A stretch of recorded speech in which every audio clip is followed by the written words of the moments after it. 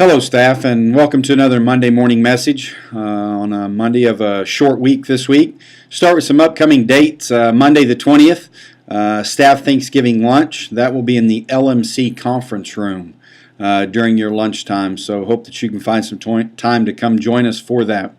Tuesday the 21st, Thanksgiving break will start at 3 o'clock in the afternoon.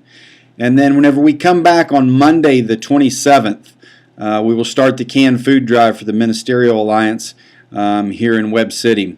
You can look for some more information in regards to that from National Honor Society, whether it be from Mr. Peak or Mr. Deekoff in regards to that. And that will run through December 8th. Then that Friday, December 1st, grades are due at 8 a.m.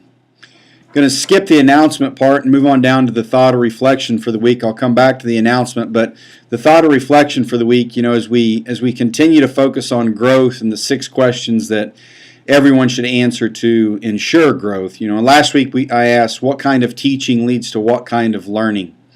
I was able to run across, or I ran across a tweet that I thought fit real well in regards to these 6 questions that we're going to talk about over the next 5 weeks now.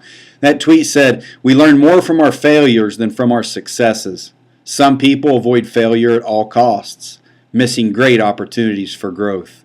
As we take a look at these questions, I hope that you take some time to reflect on them and look for those opportunities for growth in your classroom on a daily basis. This week's question to answer in order to continue to experience growth revolves around individual strengths.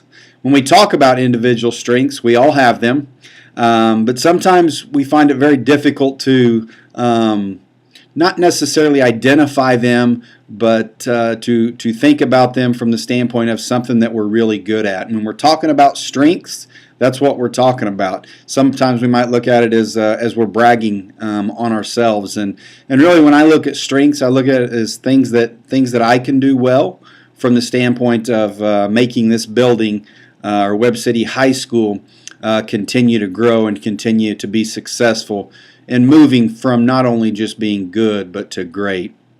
So strengths are a good thing. They should be used on obviously a daily basis in order to be as effective as we hope to be. The question for this week is, how can I use my strengths more effectively? When I think about that question, I think this allows for a couple of different things. Number one, I think it causes us to identify what our own individual strengths are. I think after we've identified them, if you'll take some time to reflect and highlight maybe where you're currently using your strengths, would be also a process that you could work through. And then I think lastly, once we identify those strengths, we can look for areas to identify and plug them into.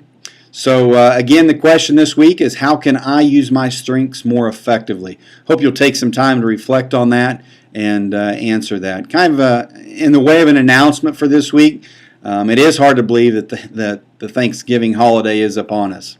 I'm looking forward to an extended break, a Wednesday, Thursday, Friday off, to spend some time with family and really gear up for the holiday season. As I reflect back on the first few weeks of school, or the first 9, 10 weeks, 11 weeks, however many it's been now, I am thankful for the staff here at Webb City High School. I'm thankful that we have people here that care for kids and that love kids and that will absolutely bend over backwards to meet the kids where they are. I appreciate each and every one of you in your own unique way, and I hope that Thanksgiving is a great one. Thanks, and have a great week.